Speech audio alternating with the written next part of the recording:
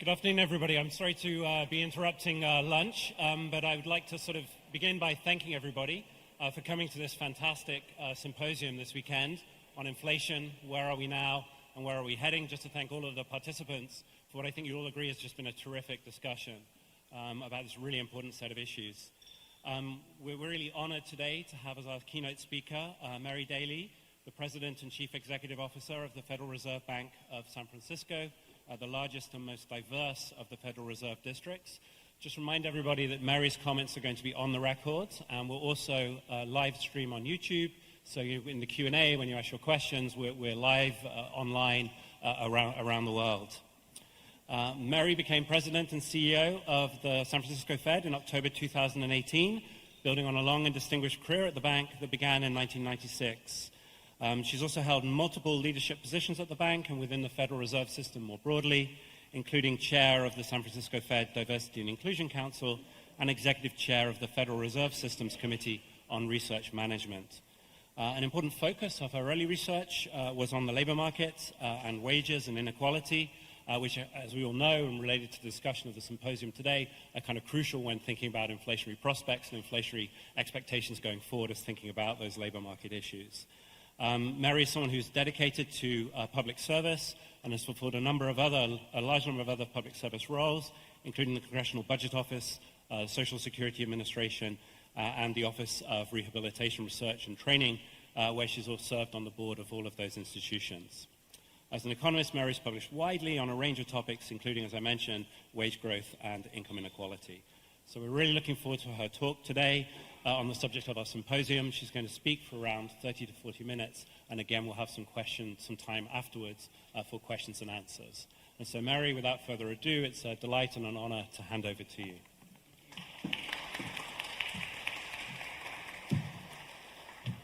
Okay, I share a trait with Treasury Secretary Yellen in that I need to stand on a stool to see over the podium.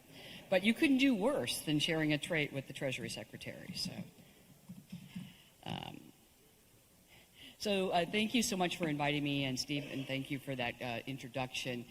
I did want to share two things before I start my talk. The first is that I had an opportunity, a privilege actually, to meet with some of the team members from the Fed Challenge team.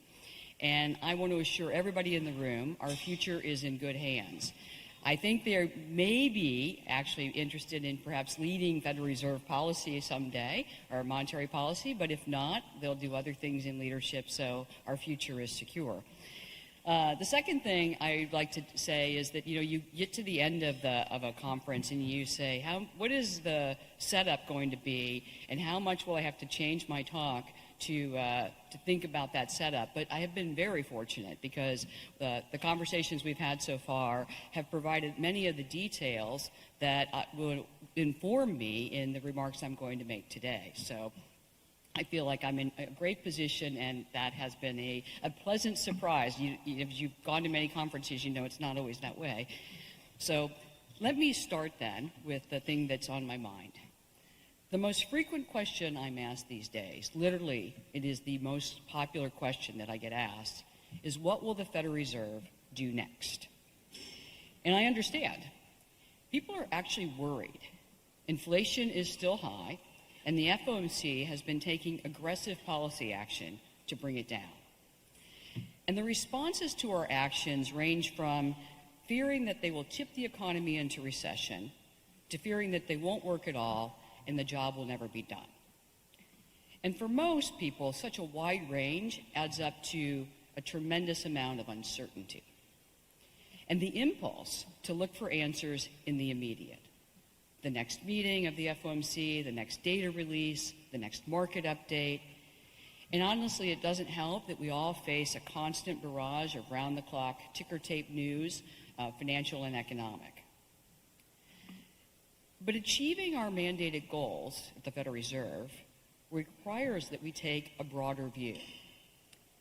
As policymakers, we have to respond to an economy that is evolving in real time, every day, just like the ticker tape, and prepare for what the economy will look like in the future. So today in my remarks, I'm going to do just that.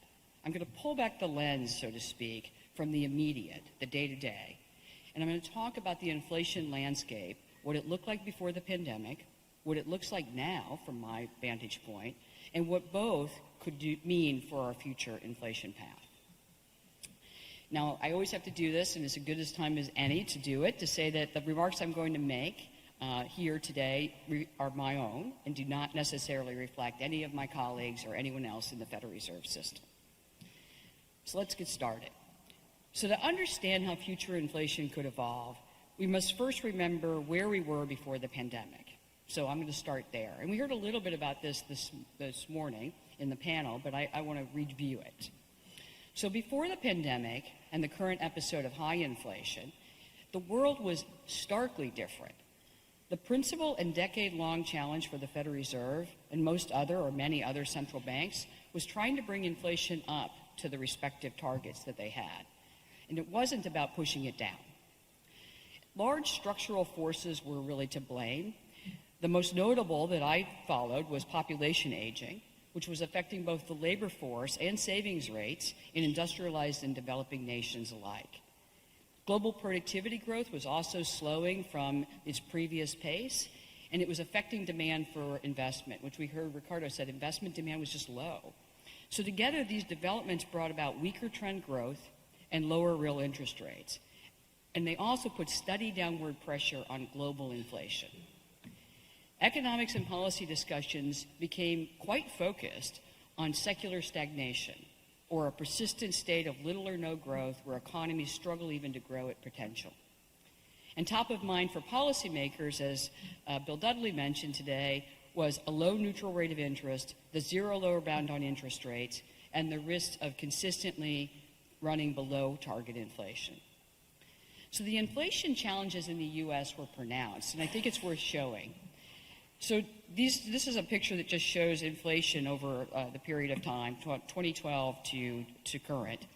And what this figure shows is that despite sustained monetary policy accommodation after the Great Recession, annual PCE inflation, which is the one we follow, remained below 2% for 84 out of 98 months, or about 86% of the time. So that's from 2012 to 2020.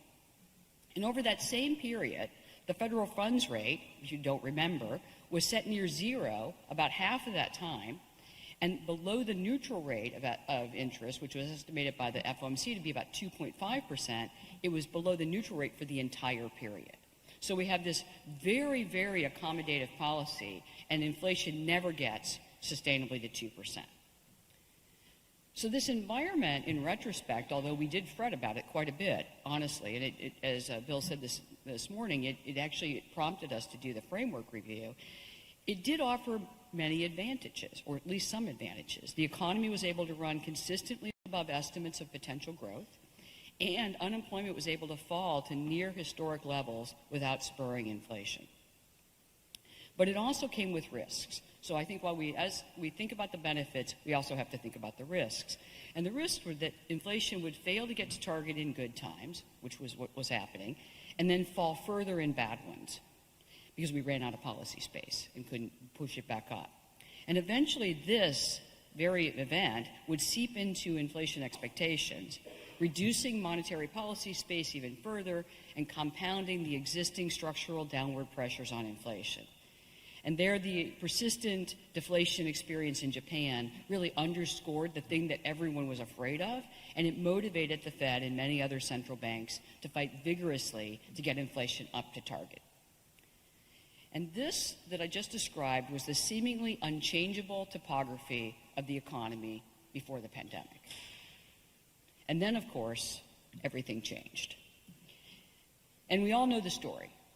When COVID-19 hit, the economy faltered, the Fed went into action, cut interest rates, purchased long-term assets, opened lending facilities, all in an effort to help bridge the economy through the very worst of the crisis. U.S. fiscal agents took equally aggressive action, also to help bridge the economy through the worst of the crisis. And these efforts combined, the monetary and the fiscal, or apart, were unprecedented. And when you look at them, they worked to an extent. U.S. economic growth rebounded, demand surged, and the labor market began to recover. Supply chains, on the other hand, were incredibly slow to respond. And by early 2021, price pressures were starting to build. First in a few sectors directly affected by the pandemic, and then more broadly, as imbalances between this policy-supported robust demand and limited supply spread throughout almost every sector. So by the fall of 2021, inflation was high and heading higher. And the chart, again, I'll direct your attention to it, puts this change in inflation in perspective. So after averaging about 1.4% per year in the low inflation period, PCE inflation shot up to an average of 5.8% between February 2021 and today. And that's a quadrupling of average inflation. So simply said, within a year, inflation went from consistently undershooting our 2% target to reaching levels not seen in more than a generation. That's just a tremendous change in a short amount of time. So in response, and I think many of you will remember it, the Fed pivoted from a stance of sustained accommodation and a forecast of sustained accommodation to one of rapid tightening, first through forward guidance and then through conventional increases in interest rates. So we started our forward guidance in November of 2021 and then raised the interest rate for the first time in March of last year, 2022. And since that time, March of 22, we've raised the interest rate at every meeting by a cumulative total of 4.5 percentage points. And looking back through history, this is the fastest pace of tightening, monetary policy tightening, in 40 years. And if you look at broader financial conditions, which capture not only federal funds rate movements, but also our forward guidance about what's going to happen next and the reduction in our balance sheet, conditions have tightened even more. The proxy rate the proxy funds rate, which we estimated out of the San Francisco Fed, is above 6. And that is something that suggests even tighter financial conditions than just the funds rate would imply. Now, this tightening, while pronounced, was and remains appropriate given the magnitude and persistence of elevated inflation readings. Higher interest rates, as we know, help bridle demand growth and bringing it back in line with supply. And the rebalancing helps reduce inflation pressures over time. That's how monetary policy works. And I would argue that this is what we are seeing, and I'll direct your attention to this new figure. The economy has been gradually slowing, and there are different indicators that show this gradual slowing. We could point to them. And as it's happened, as the economy has slowed, inflation has followed. Since June of 22, which is last year, overall inflation, which is the line under which the bars sit, has been easing, falling from its highs of around 7% to its current reading of 5.4% in January. And I see this as good news. It's a sign that monetary policy, is doing its job, and along with improvements in supply, which are really happening at the same time, so both of those things are working together, we're seeing the imbalances in the economy be reduced, and those imbalances have been helping inflation come back towards the target. But I think the picture also shows that the work is far from done. Overall inflation, that line, remains well above target, and contributions from each of the inflation components I've plotted here, which is goods, housing, and other services outside of housing, remain well above their historical trend. And you can see that because you see that bars are coming down. That's good news. Goods inflation is coming down. Housing inflation is coming down. Services outside of housing even coming down, but less rapidly.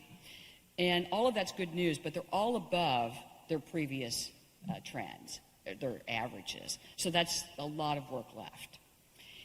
In the lot of work left category, I would also put that incoming data have been bumpy. And Jason talked about this last night.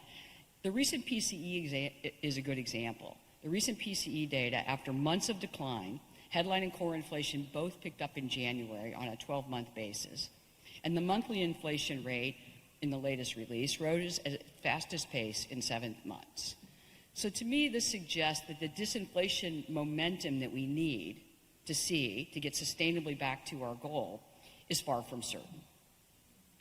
So if I put all of this together, it's clear there is more work to do. In order to put this episode of inflation, high inflation, behind us, further policy tightening, maintained for a longer period, will likely be necessary. But I can't say this strongly enough. Restoring price stability is our mandate, and it's actually what American people expect us to do.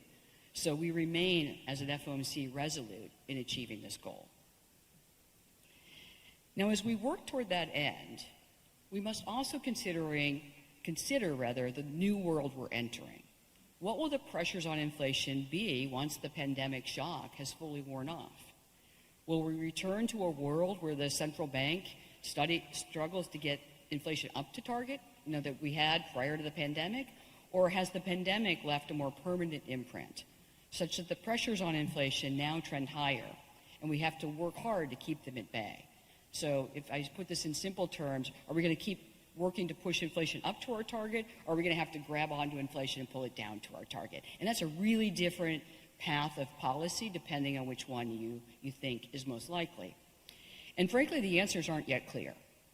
But the questions are imperative, and we must begin to think about them now, even though we're in the midst of still trying to get through the inflation shock. Now, I want to do that, and I want to put out 4 things that I think could cause the inflation trend to actually pull higher in the future. I don't know if that's going to happen, but there certainly are things we should think about and deliberate. And there's really no better place to say that we should start thinking about this in an academic institution like Princeton, because it is the work that the Fed can't do this on our own. We have to look to academics, other policymakers, other market participants, et cetera, to really think through these issues. But I'm going to put out what I'm thinking about myself. So I start with what we already know. We know that the forces that drove the pre-pandemic trend are still with us: aging of the population and slow productivity growth. And we know what the forces are that are causing this pandemic surge. We know what's going on today. What we don't know is how these different forces coming from 2 different periods are going to evolve going forward, and how they're importantly going to interact with each other once this period of high inflation is over. So we don't know what the confluence is going to be of these factors and what it's going to do to underlying inflation. So I'm going to talk about the 4 things that I think might be important for considering that confluence. So the first is a decline in global price competition. If firms decide to reshore some or all of their foreign production facilities, costs and prices are likely to continue to rise. Now, I have a lot of conversations. One of the jobs of a regional Fed president is to go all over your district. I have 9 states, and also all over the nation, sometimes around the world, and talk to people, businesses, large and medium-sized businesses that trade internationally, and ask, what are you doing?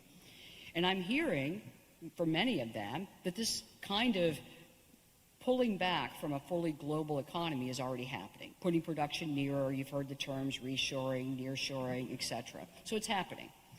But in the same sentence, oftentimes, they tell me that it's a large undertaking, as you can imagine, to revamp well-established and long-lived production networks. So I think it frankly remains to be seen how much this trend will continue and how complete it will be. The truth is, global competition helps a lot of things. Comparative advantage is an actual good outcome. And so I think it's probably not going to be complete, but it is something that we have to watch. One thing we do know, that we absolutely know with certainty, is that globalization has been a factor in past goods deflation in the United States. Getting things produced less expensively has helped our goods deflation occur.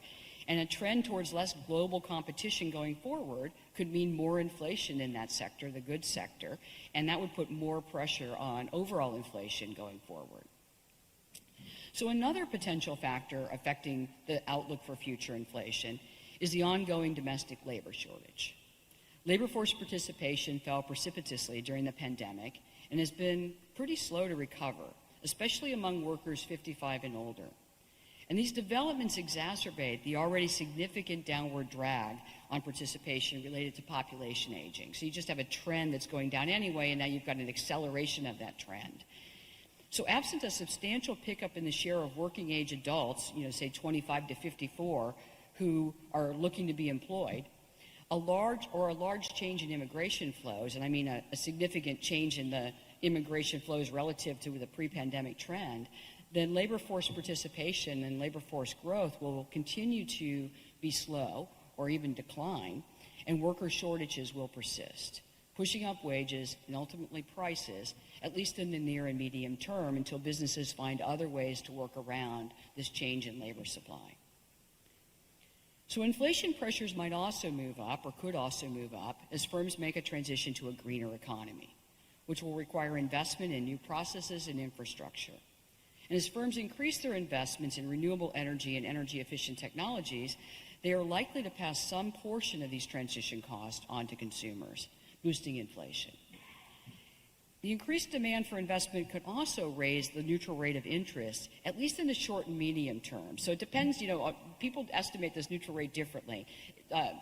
R-star, if you look at so for the academics in the room or people who follow this, if you look at a standard Laubach-Williams model, you're not going to get the greening of the economy affecting R-star, because it's all long-run variables: population, productivity growth, et cetera, demographics. But if you look at some of the DSG models that would do a shorter term or a medium term neutral rate of interest, you absolutely do see an effect, because there's been a shift in the demand for investment and not a big change in the supply of savings. And so that would move this temporarily over the near or medium term. Those two things are important, though, for policymakers, because while we think of the star variables being long run, we actually have to think about whether we're in this case, as tight in policy as we think we are, when these other things are happening that are shifting the, I almost fell off my little stool, that are shifting the neutral rate of interest. So with that in mind, that could be something important. One of the key things I will offer, though, is if R-star changes, if our sense of the neutral rate of interest changes, then the importance of the zero lower bound changes and the downward pressures on inflation that came with it. So I mentioned that when policy space is limited, it just puts additional downward pressure on inflation. If we have a lot of policy space and that's not a concern anymore, then you would think that wouldn't be that factor that's pulling inflation down below our target. So finally, I'll give you the last factor I really think about in the future of inflation, and this one is at the forefront of my mind as a policymaker, is the possibility that inflation expectations could change. To date, these expectations at the longer run, especially, have remained stable and well anchored around the Fed's 2% goal.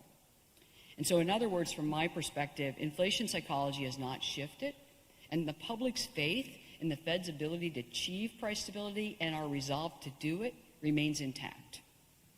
But the longer inflation remains high, the more likely it is to undermine that confidence or just chip away at it, even if it doesn't undermine it. And once high inflation becomes embedded in psychology, it is very hard to change, as history has shown. Any or all of these factors could influence the natural tilt of inflation going forward, and then the monetary policy approach necessary to maintain price stability over time. And as I said at the beginning of this, the hard part is knowing when and how each of these factors will evolve, or what force they will have relative to the strong pull that we saw prior to the pandemic with the aging of the population and slow productivity growth. So if these pre-pandemic trends, the ones that pulled inflation down, reemerge as the dominant force, then our efforts to bring inflation down as a FOMC will be aided by natural forces in the economy. They're just helping us.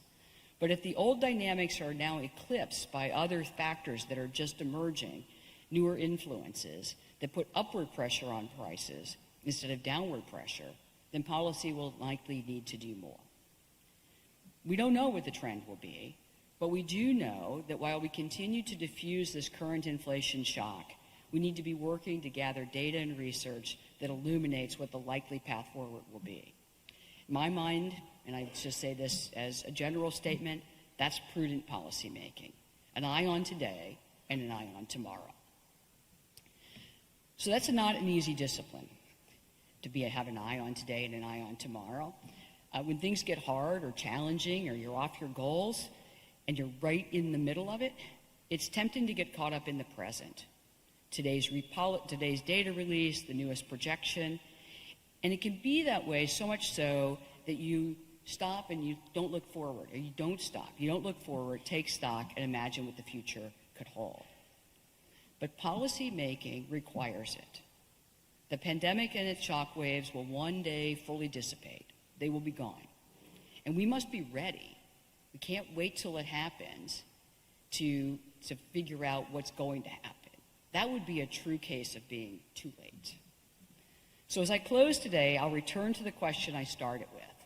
What will the Fed do next? And here's my answer. Feel free to share it with anyone. We will work on the economy we have today, and we will prepare for the economy that is to come. That's what this moment really demands of us, and we're up to it. Thank you.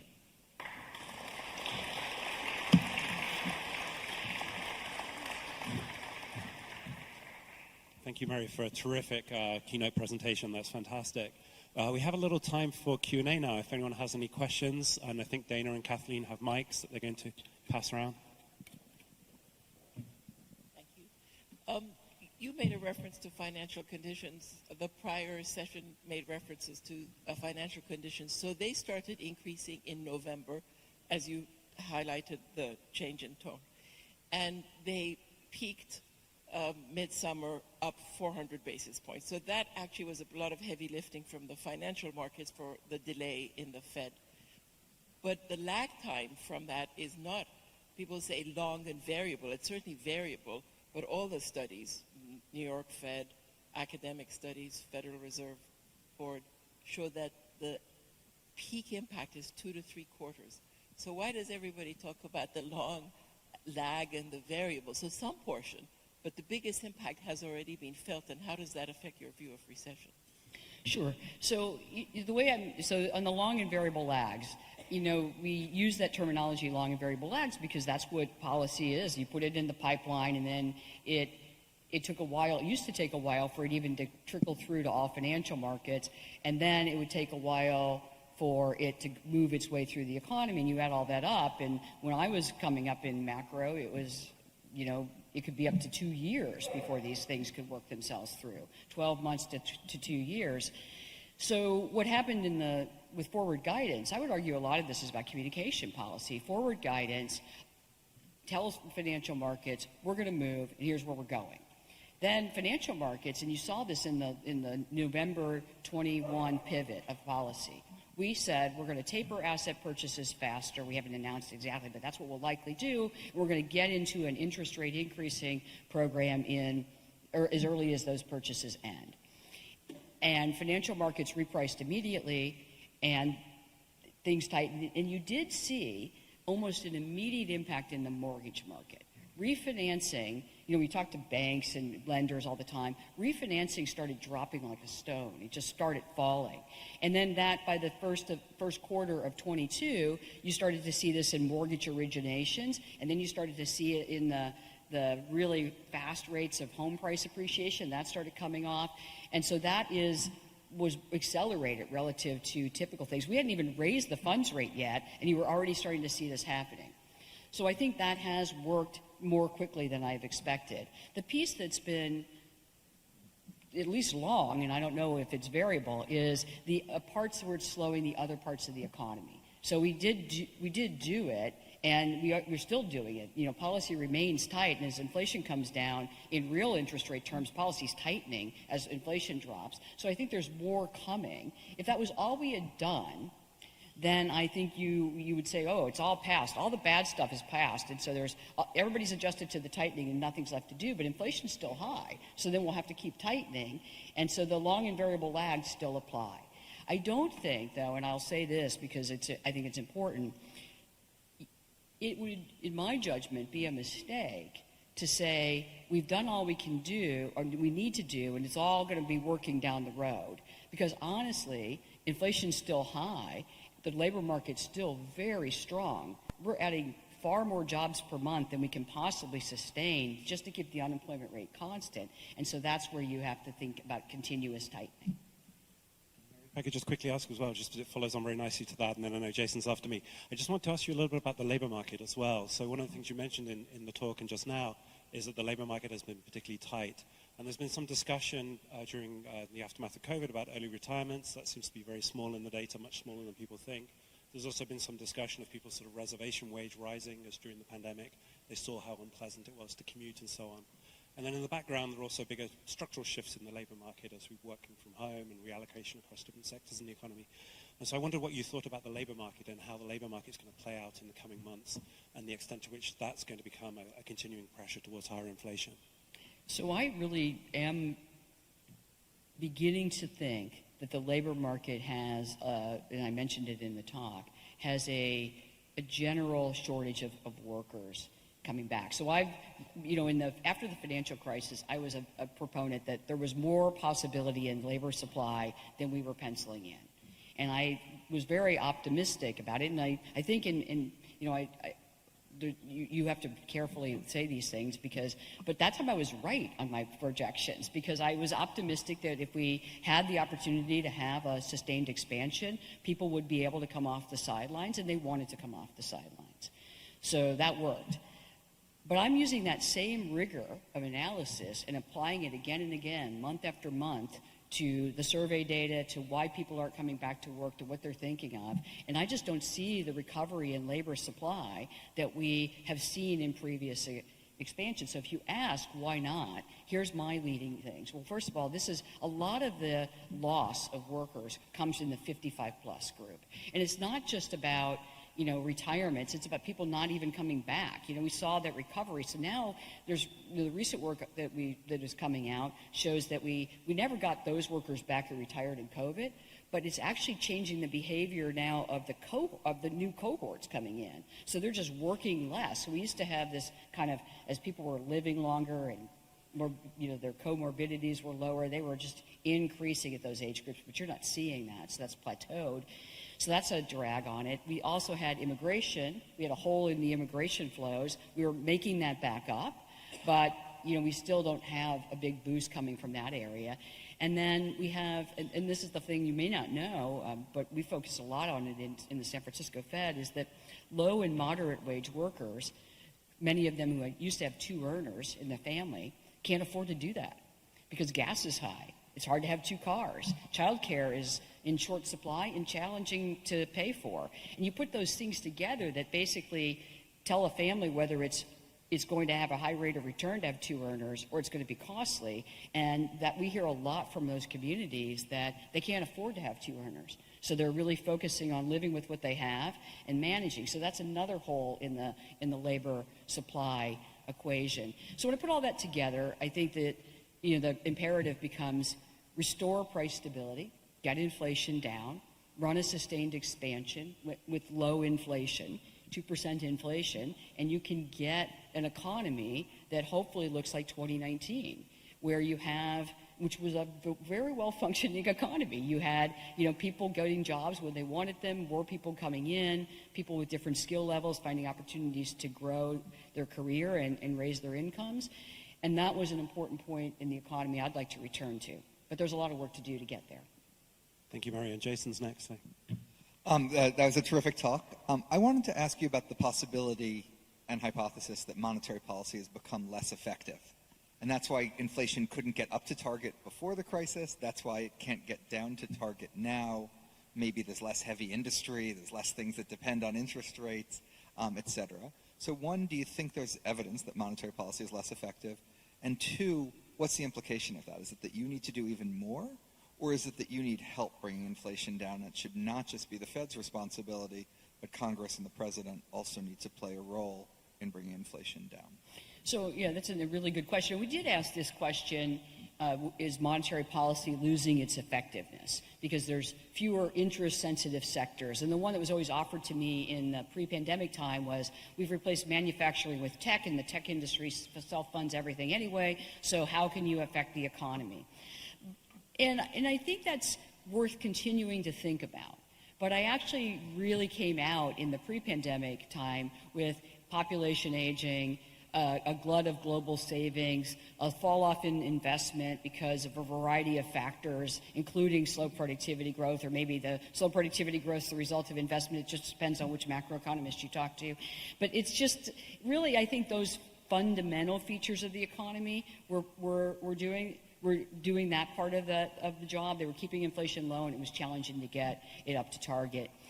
Now, in the aftermath of the pandemic, I suppose I am more persuaded than perhaps you are by the picture I showed, the first picture that showed we started raising the policy rate and inflation's been coming down.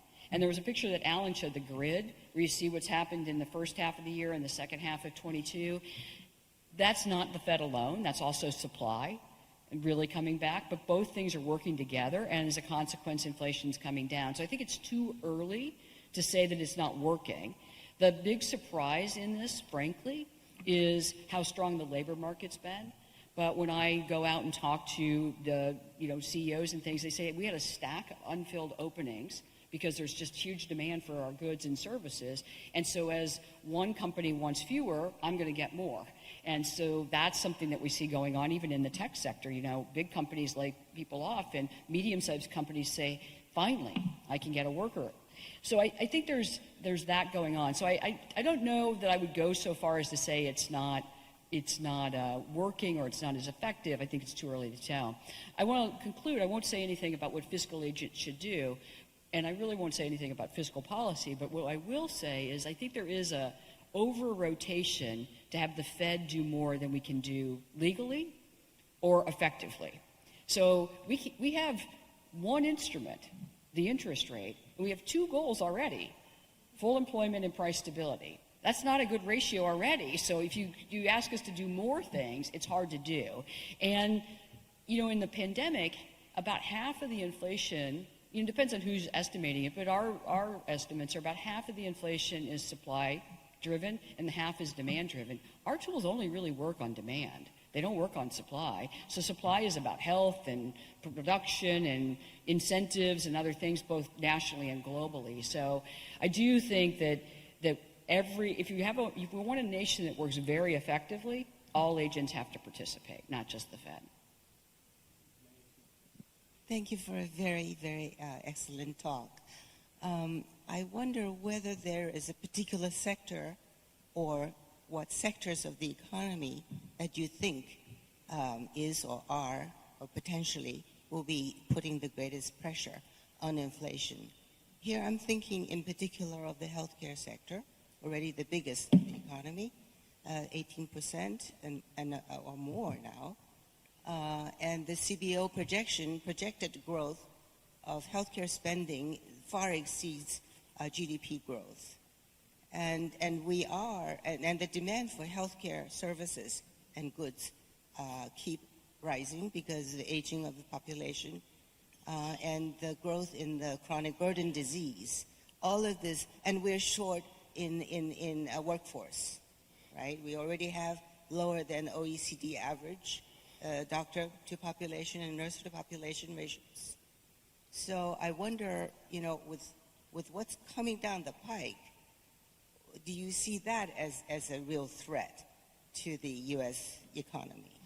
So I'm going to break the question into two pieces. So what sectors now am I focused on that I think aren't already in train in terms of slowing? It's that I showed three areas of inflation. One was goods, one was housing, and one was other services. So goods, that's mostly supply chains, and I see that as working its way through. Where it will land, and finally, it depends on that global competition piece I mentioned, but it's in train, it's on to come down. Housing, also that way. It's an interest-sensitive sector, but it takes a long time, up to 12 months to 18 months to fully work its way through to new leases and all other kinds of things that would affect shelter inflation. So I'm really focused on this other services than housing. I think technically we call it other services, core services ex housing, but that's not a really exciting title. So other services than housing. And those are dominated by wage costs in terms of the firm's bills. And so for the current period of high inflation, you're really focused on bringing the labor market back in balance so that we can restore some stability in the wage growth path that ultimately is sustainable and we return inflation to its goal. So on the second part of your question, so I gave 4 reasons why I think we could be leaning against maybe the low inflation impetus that we had prior to the pandemic. And if you did it by sector, healthcare would definitely be one of those sectors for 2 reasons. First is we've had aging of the population issue and entitlements that come with Social Security, Medicare, et cetera, just that's been there for a while, and it just keeps, even though we're not aging more, the aged are getting into that area where they are big healthcare users, and those expenditures, even if you don't pay for them in your private sector exchanges, you're going to pay for them in the public sector dollars, because that's just something that's going on, and it will be something that we have to solve for or think about as a nation. The other piece, though, and I think this is actually really interesting, we have an economist in San Francisco, Adam Shapiro, if you want to look up his work, but he calculates the contribution, many people do this, the contribution to total inflation of healthcare inflation. And what you find is in the pre-pandemic era, which was very different than the decades before, healthcare inflation was falling. And so it was a drag on inflation. Now that's reversing and is going back up. And so it's going back to its like 1980, 1990 level. Well, that would be another factor that would just push inflation up. So there's a lot of these components that look to be true for a long time, but may only have been true for that decade that was 2010 to 2019. And I think that's one of the things we have to really think about. We can't live on the past coincidence of low inflation and think that that's just going to, assume that will go forward. So more work to be done there. But I think that's a great question. Thank you.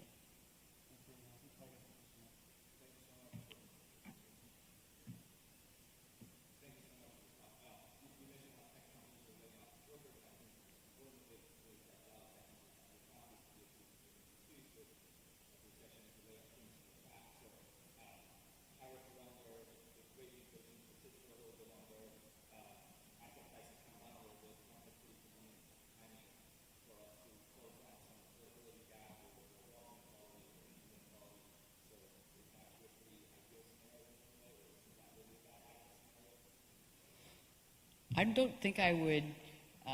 So I'm going to go back to the kind of distribution that I think Jason was laying out. When I think of the talk we had last night, it's really what's the modal, and then what are the risks around that. And so I will use your question to say the following thing, which is, as a policymaker, it's important to think about the modal outlook. And your modal outlook might be different than mine, but I'm also quite focused on the risks. Like, what's the full distribution? And right now, I'm really worried and concerned that high inflation is eroding some of the opportunities to close wealth gaps, income gaps, other kinds of gaps, because inflation is, if you don't have a specific study you can point to, you can even do this with introspection.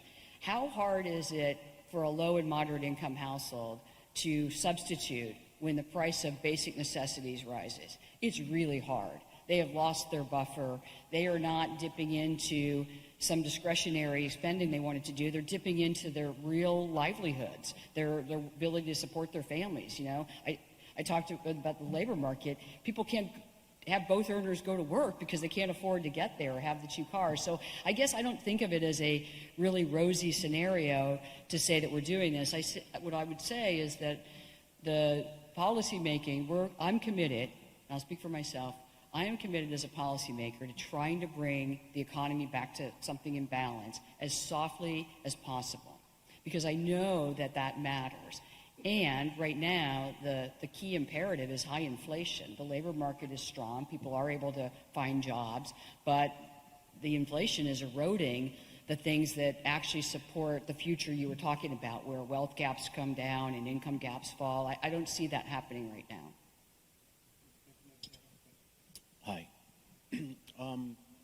Since the global financial crisis, I've been coming here, and the questions seem to intensify around inequality, especially this weekend. We got a lot of questions about that.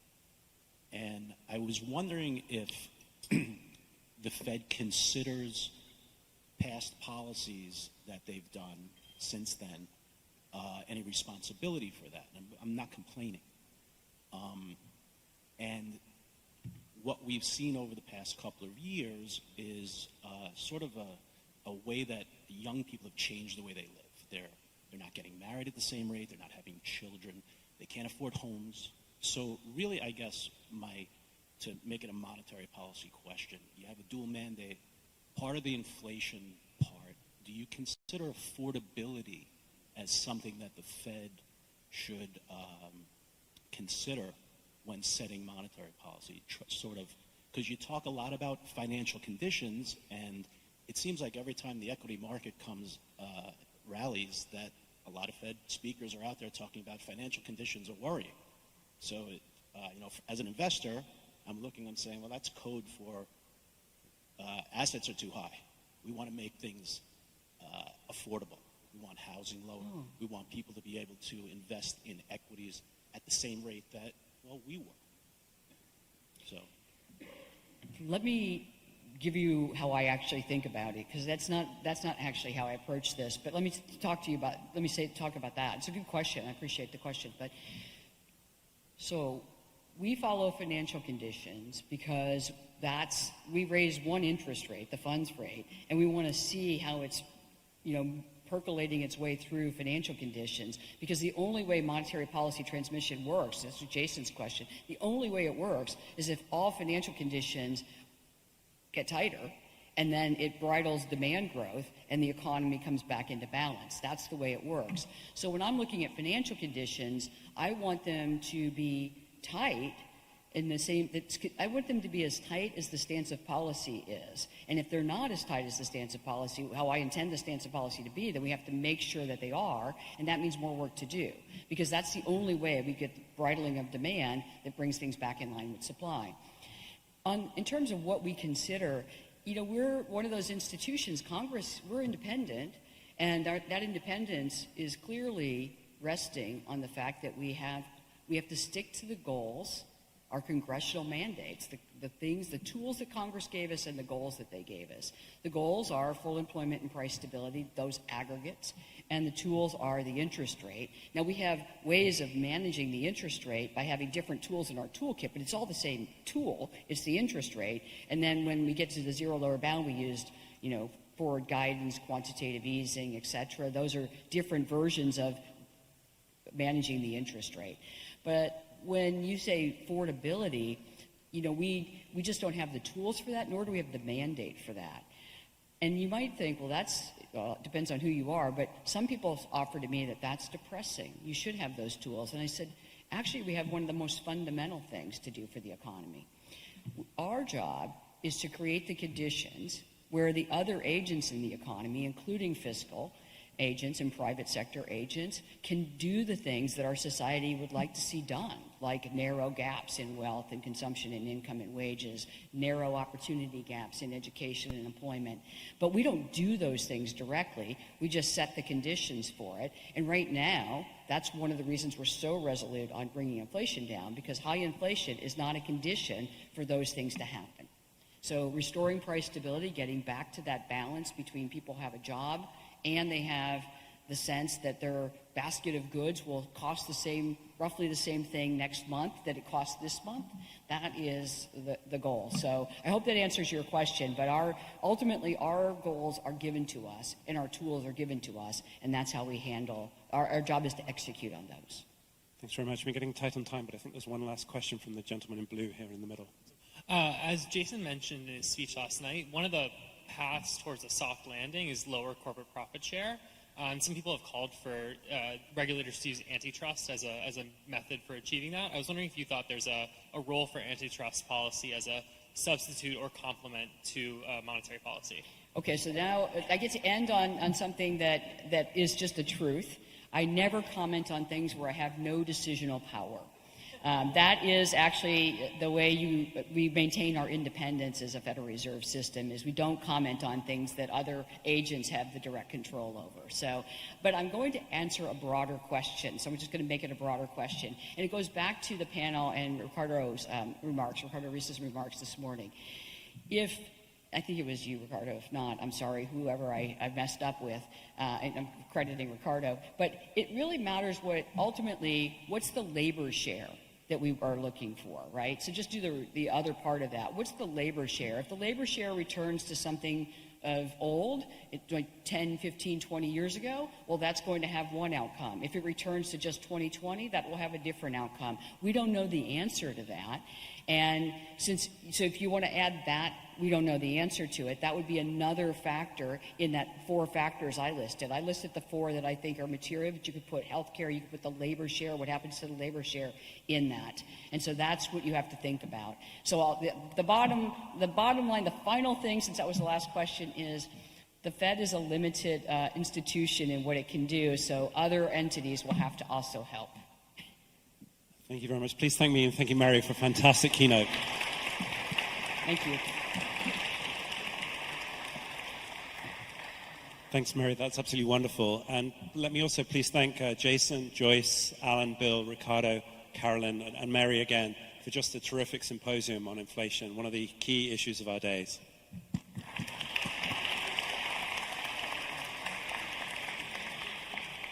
And just a reminder that we have a number of exciting events coming up. We have a public talk on March